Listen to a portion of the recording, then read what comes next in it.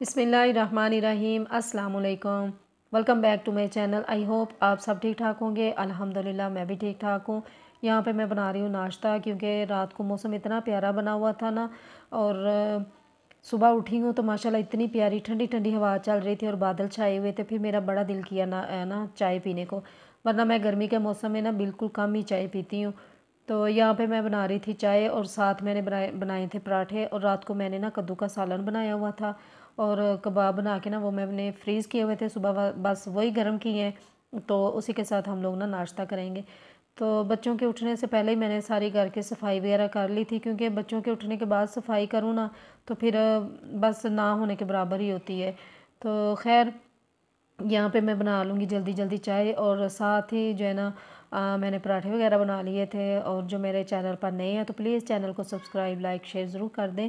और जो पहले से मौजूद है, थैंक यू सो मच आप लोगों का। आप बहुत जो है ना सपोर्ट करते हैं, कमेंट्स करते हैं अच्छे अच्छे प्यारे प्यारे, और दुआ वगैरह भी करते हैं। मैं भी आप सबके लिए दुआ करती हूँ, अल्लाह ताला आपकी तमाम मुश्किलें आसान कर दे, दुख दर्द परेशानियाँ जितनी भी हैं या अल्लाह उनको दूर कर दे, आमीन।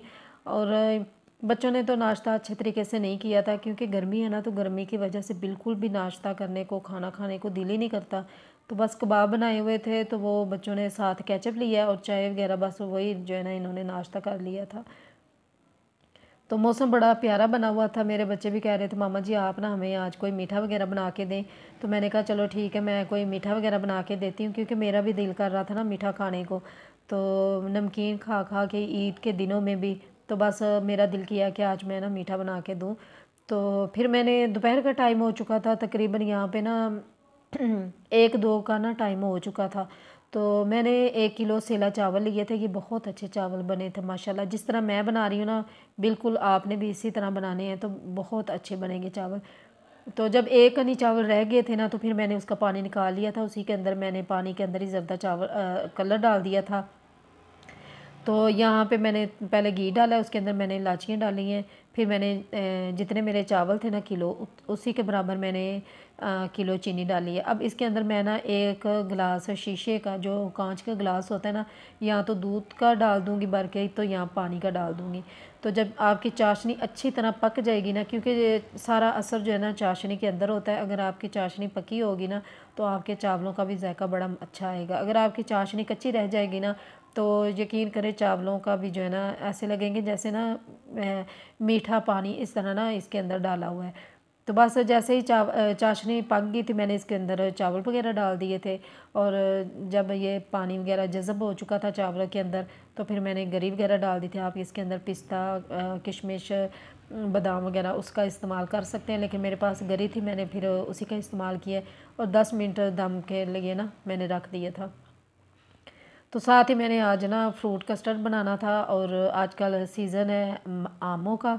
तो मैंने कहा कि क्यों ना मैं इस तरह ना आम का कस्टर्ड बनाती हूँ। तो वैसे भी बच्चे ना बड़े शौक़ से खा लेते हैं। तो 1 किलो मैंने दूध लिया था, और 3 चम्मच मैंने भर के दूध के अंदर, 1 गिलास मैंने दूध का निकाल लिया था शीशे का। तो उसके अंदर मैंने 3 जो है ना भर के कस्टर्ड के वो डाल दिए थे, और थोड़ी सी मैंने चीनी वगैरह डाली थी, और 3 कलर मैंने ना ले लिए थे जेली के। और ये मैंने 1-1 चम्मच बनाया, ज़्यादा नहीं मैंने बनाई, क्योंकि ना बच्चे कस्टर्ड के अंदर ज़्यादा नहीं खाते जेली वगैरह। तो जब ये ठंडी हो जाएगी ना, तो फिर मैं इनको ना टुकड़ों में काट लूँगी। और 1 कप मैंने इसके अंदर पानी डाला था, और 1-1 ही चम्मच मैंने जेली के डाले थे। फिर 10 मिनट हो चुके थे, तो मैंने देखा कि चावल तो बड़े अच्छे बने थे माशाल्लाह माशाल्लाह, बहुत ही अच्छे चावल बने थे। जिस तरह वीडियो के अंदर चावलों का कलर है ना, तो बस इसी तरह इनका वैसे भी जो है ना इसी तरह का कलर था। और देखें कैसे खिले खिले चावल बने हैं, और इसके अंदर मीठा भी जो है ना बहुत ना कम था ना ज़्यादा था, और बहुत अच्छे चावल बने थे। जिस तरह मैंने चावल बनाए ना, इसी तरह आप बनाएंगे तो बिल्कुल बहुत ही अच्छे बनेंगे। और यहाँ पे जेली वगैरह ठंडी हो चुकी थी, तो फिर मैंने इसी तरह इसको ना टुकड़ों में काट लिया था।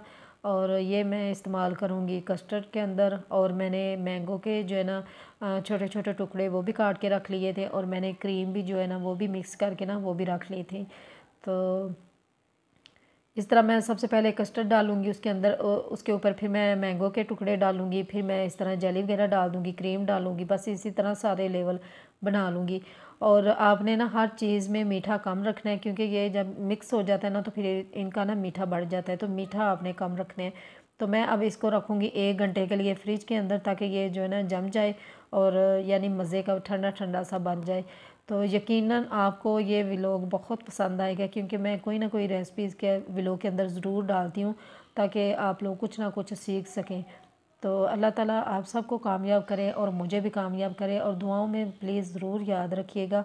और मैं सब के लिए दुआ करती हूँ कि अल्लाह हम सबको जो है ना कामयाब कर दे, क्योंकि हम लोग बहुत मेहनत करते हैं बहुत ज़्यादा। तो इंशाल्लाह एक दिन ज़रूर आएगा कि अल्लाह ताला हम सबको ना कामयाब ज़रूर करेगा।